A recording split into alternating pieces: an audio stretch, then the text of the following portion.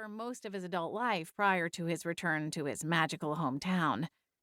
A venue outside the magic realms allowed everyone to be included, but it also meant our magical guests had to be on their best behavior, especially the 10-pound cat sitting in the back seat. Goddess help us.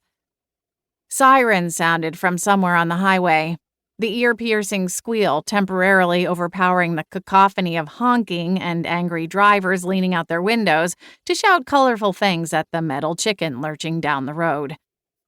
"Oh boy," I said, automatically scrunching down in the passenger seat. "Let's hope Templeton doesn't spot us."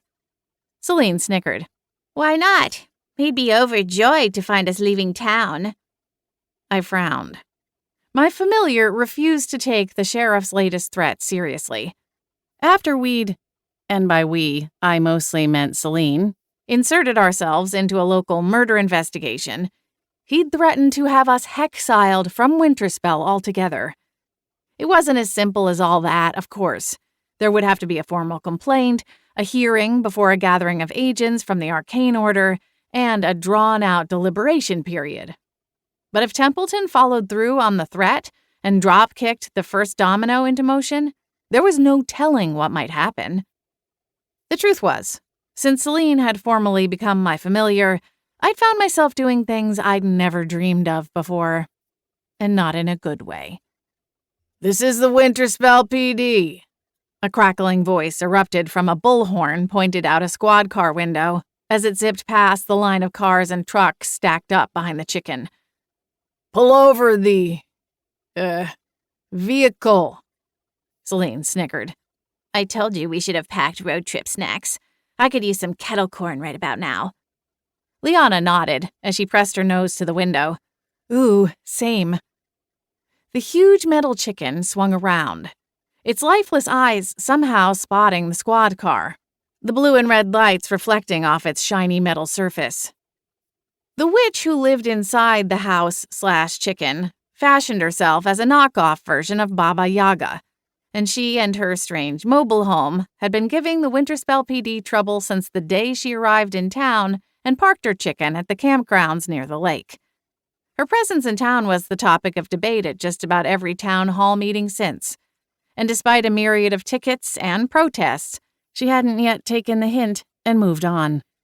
Naturally, she would pick the Thursday before my Sunday wedding to pull up her stakes and hit the road. "I hope they can get the dang thing off to the shoulder," I muttered, my hands twisting together in my lap as I watched 3 squad cars form a half circle around the chicken, preventing it, at least in theory, from backtracking and heading into Winterspell proper. I was looking forward to one night to settle in before the guests start showing up. Clint's hand stayed on my knee, warm and comforting. He squeezed gently and gave me a smile. "It'll all work out. You know I've got a lead foot once I get out onto the open road." "Don't worry about it, Cora," Liana chimed in, leaning forward so her head appeared between the 2 front seats.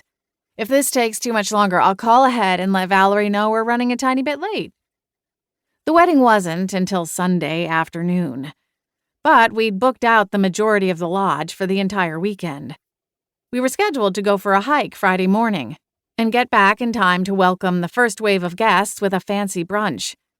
Saturday was jam-packed with various activities, as we took the opportunity of the late summer weather to get out for hiking and recreation on the river. The rehearsal was scheduled for the early evening, with a big outdoor dinner to cap off the day, complete with a bonfire, s'mores station, and an open bar. The wedding ceremony was set for 5:30 Sunday afternoon, and we'd spend the rest of the night celebrating. Our guests would send us off to our honeymoon Monday morning, then depart to return home. Crunch.